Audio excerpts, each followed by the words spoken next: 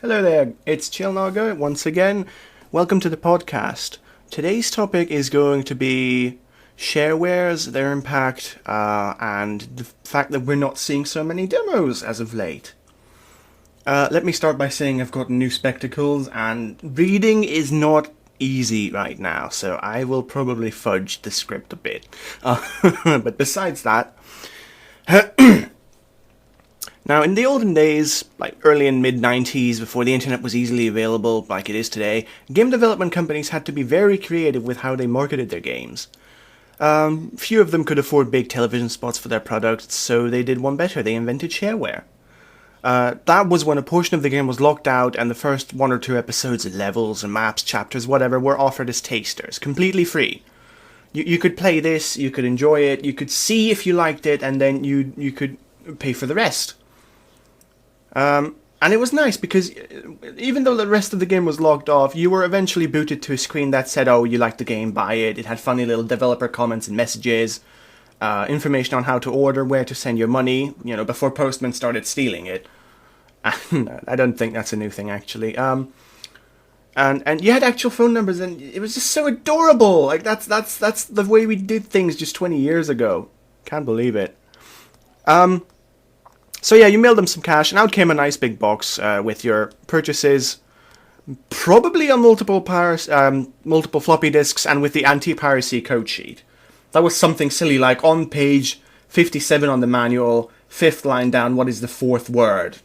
They had to make... Technically, at the time, the only way to get this right was you having the manual.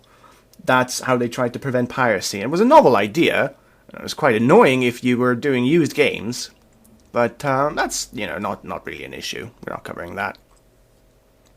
So this proved to be an immensely popular move, shareware, because until people had a way, like now, with the internet, to quickly disseminate information, all they could do was speak about things they liked in real life, maybe over the phone. Even text messaging wasn't really a thing back then. Phones didn't take off yet, mobile phones. So you could go to your friend who said, oh, I like this game, it's so kick-ass, you can kill demons in it, and then the other guy would go to his school and be like, hey, the 30-person class, there's this new game called Doom, it looks brilliant, and, that's how it spread. It's unimaginable today, it's more a side effect of anything. You have this big marketing machine pushing everything wherever it can. So, that was a thing, but unfortunately... we're seeing less and less of this now. This open hands marketing is getting sort of eradicated, and there's not really a trace of it. Instead, what we have are marketing campaigns that insult its very fans, such as the Mighty No. 9's anime fan on prom night debacle. I'm sure you've heard of that. It's brilliant.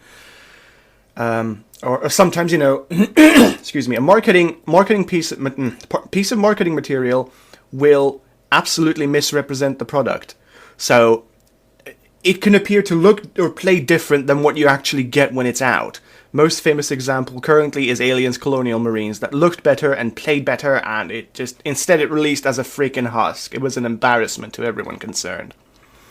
So with this kind of thing going on, is it a wonder that game companies stopped offering demos of their games? They choose instead to capture in-game footage that they might later say is not representative of the final product, and use various excuses to tone down or ruin the game in some way. Like with a demo, you're forced to give a more or less accurate screenshot of that product at that current time. You're allowing your audience to experience what you have and decide if they want it. With hype and no substance, it gets harder to tell how something is going, if something's missing, and oh boy does the game industry love its hype lately. Let's dial it back a little bit to the retro 90s for a second. Doom 1 was a brilliant example of shareware being beneficial. id Software actually told shopkeepers, please stock my demo, I'll waive any fees if you do this for me, so naturally shopkeepers jumped on it. They basically got a free product to peddle at whatever they wanted. Well, not for the demo, obviously. I'm not making too much sense here. Bear with me for a sec. But eventually, this led to word of mouth making Doom explode. It got lots of great press and just so many purchases. The game was good. What they sold, they had confidence in it, was good. It was a technical masterpiece at the time. It looked really good as a result, because the two are sort of related. Can't find a proper word for it. And the most important thing is that they dared to do this. It was a smaller group back then for it. It was a simpler time. You know, they didn't have the multi-group or multi-100-member studios that you have today. 300 people working on Assassin's Creed. Back then, garage publishing was acceptable and viable. You could just stay in your home, occupy a room for like 2 weeks and put out a game. That was completely legitimate. Now, we're saturated with games, good and bad, and there's another very volatile element to this problem. Publishers. A publisher can often hold payment ransom from developers, dictate what or how they create in the game before they are willing to market and publish it for release. They don't want to see time wasted on a demo. Sometimes they're just sleazy and end up resorting to deliberate fake-out tactics and are more concerned with their bottom line most of the time. And then what happens after that? Well, it's not their problem. It's not. I'm not saying all publishers are bad. Absolutely not. It's just that these entities often have the power over creative people who do want to make a good game. They want to give you a good story or put you in a wonderful fantasy world. They'll turn around and say, "Oh no, this character cannot be this gender. Change it." Something as simple as that can lead to rewriting, remodeling, costing more time and money than one planned and budgeted for. However, most publishers want a completed product by a set date, and having them acquiesce or agree to a delay for polish is exceedingly rare. Sometimes it's nobody's fault that a game turns out bad. Files could have gone corrupt, the office could have gone up in flames, unexpected error might need a day zero patch. This isn't the ground we're covering, however. That's a different thing. So, when there was no internet, people took risks. It paid off, or it didn't. Binary outcomes, very simple thing. However, they didn't have to bribe magazine editors, which some people still did, for good or fake review scores. They just boldly put their chests out, slapped it once and said, "Here's what I made, enjoy it or don't." They marketed a game for its values and merits, for its strengths. It wasn't about marginally increased graphics that turned out to be a lie later, like with Watch Dogs and Dark Souls 2, downscaling the graphical, fidelity. It didn't look as pretty when it came out versus what they showed you. I am awful today. Now, in an age of extreme saturation, there aren't many good efforts out there anymore. A trailer or two is fine, but rarely do people talk about the gameplay, the changes, the fan feedback, or interact with their own audience. We're making a sequel. Okay, what's that got to do with me? What are you offering me? We're continuing the story. Sure! You still haven't said anything. Are we going to have the same character? Is it going to be the same world? Are we in a different part of the world? Many people wouldn't have been as eager to buy Borderlands 2 if it wasn't shown off how different and good it was, how things changed from Borderlands 1 and that you're no longer in the Desert Sahara section of Pandora. Several people I know would have been turned off if the game was all brown again, and if they didn't know that it wasn't all brown, they wouldn't have gone for it initially. So, talk to your freaking audience. You're not just making a product. Don't just make a product. You're not going to be happy just making a product, and people are not going to be happy just buying a product. I want a product, I'll go to the supermarket and buy a freaking can of cheese. Which, I don't. Completely. I don't. Anyway, it doesn't help that we have nosy executives in the mix as well. I skipped a paragraph. I am rubbish, sorry.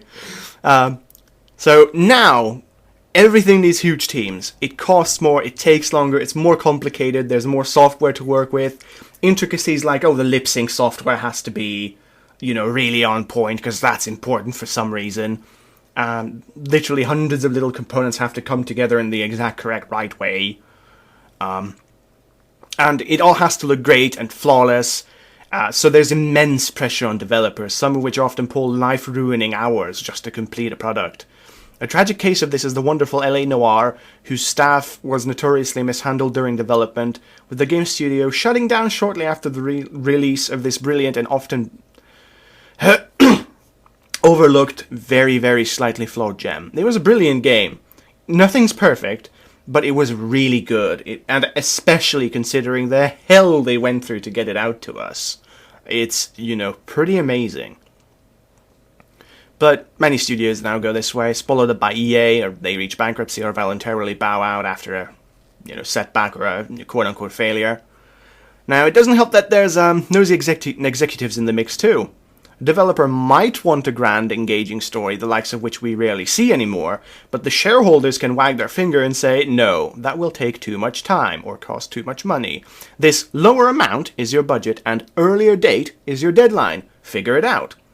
They don't care for how video games can be art or not, whether or not they can make a statement, what the intent or story is the world's made. They only and exclusively care about money. That can and have... Okay, that's just bad writing on my part, sorry. So, this attitude can and has written, games to be completely different. Decisions were made to overrule absolutely stunning games, and they turn out to be horrible, often ruined down to the ground, just because a shareholder thought he knew better. So a very good example of this is Westwood Studios. Beloved game makers who were responsible for the Command & Conquer franchise's existence and its stellar first few games. In 2002, they were, massive air quotes here, forced into making Command & Conquer Renegade. It was bad. It missed lots of shipping dates. It was a first-person shooter in a strategy game franchise.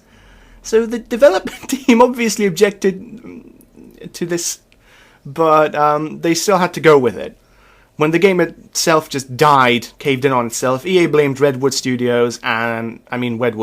Westwood, and completely liquidated the company.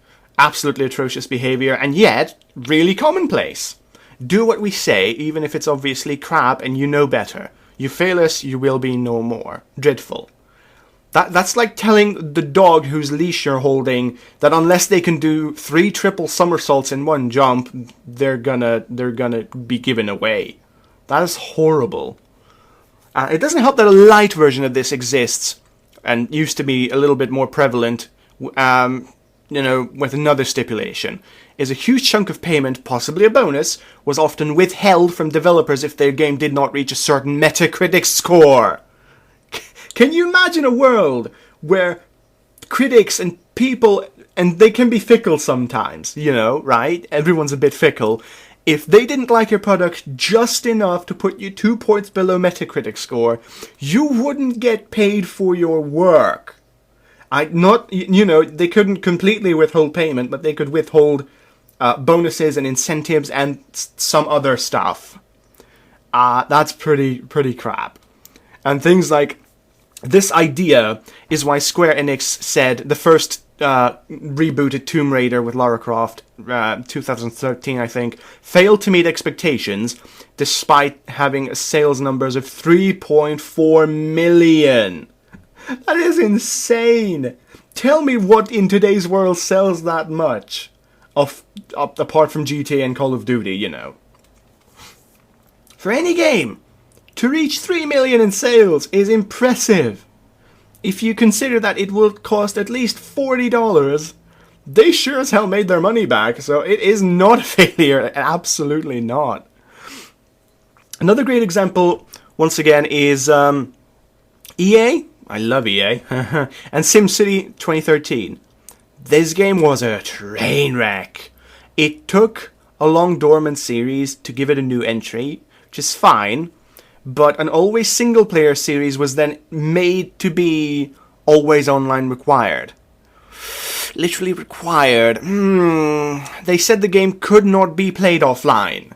So, obviously some guy in a few hours made a single player patch and the game worked perfectly, right? And worse yet, the always online requirement led to servers that didn't work. So they couldn't handle player login, so you couldn't play the game that you paid money for that didn't need servers to be played. So what happened here?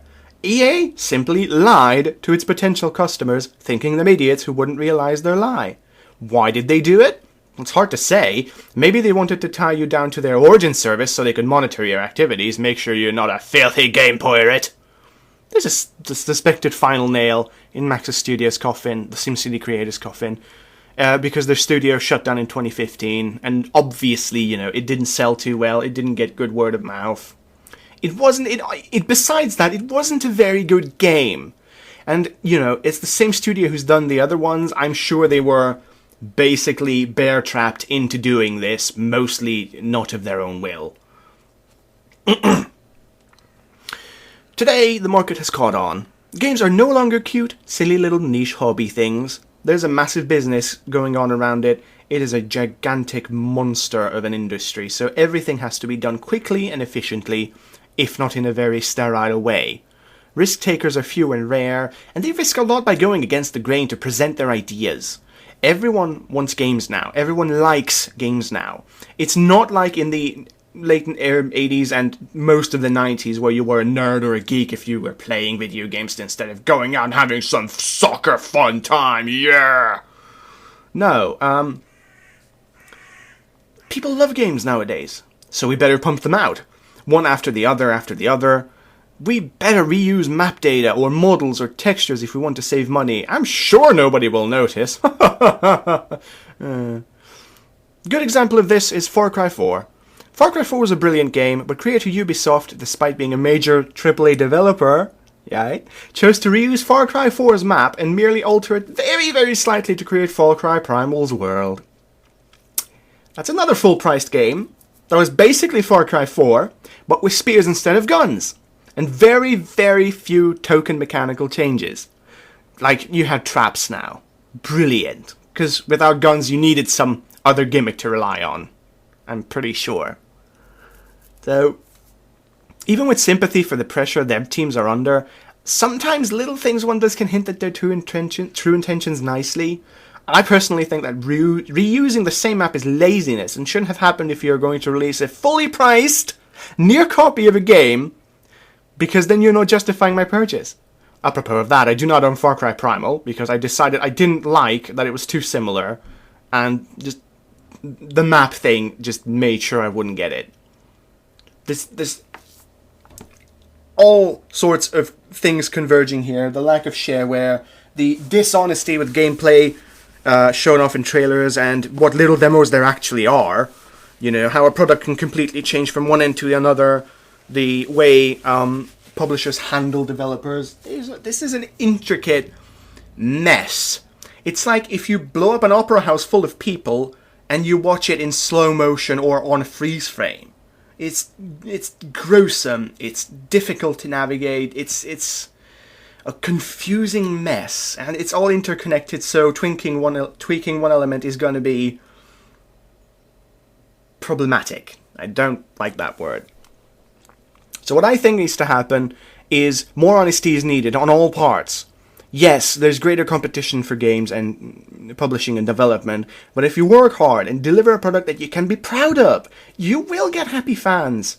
It's absolutely worth everyone's time to put your vision through. It's hard to say, no, fuck off, to the people writing your checks who have no intention of listening to you, which is why I hope one day there won't be this weird punch clock culture where you're expected to sign in 12 hours each day to bleed yourself dry over someone else's thankless project. Games could be so much more, so much better if those artificial shackles came off, and this is partially the reason why I'm excited for ambitious, solid-looking Kickstarter projects like Yooka-Laylee and Bloodstained Ritual of the Night. This is done by creators who have proven their skills before. There's no perceivable shadiness going on. I'm not aware of anything happening. These are smart, intelligent people who have created beloved franchises, if not games. They have proven that they've got the skills to deliver a fun, unique, often colourful game. They want you to have fun. They don't want to make as much of a profit as they can. They want you to have fun. Where has this gone? I don't know. Well, right now, all I know is I will be here, and whatever may come when time decides to tell, I'll definitely be there to observe it and chronicle the changing of this great sea we call gaming. Thank you for listening to the podcast. Hope you look forward to some wonderful games coming out in the near future. And if you liked this, please put the word out. It would benefit me greatly. See you next week, folks.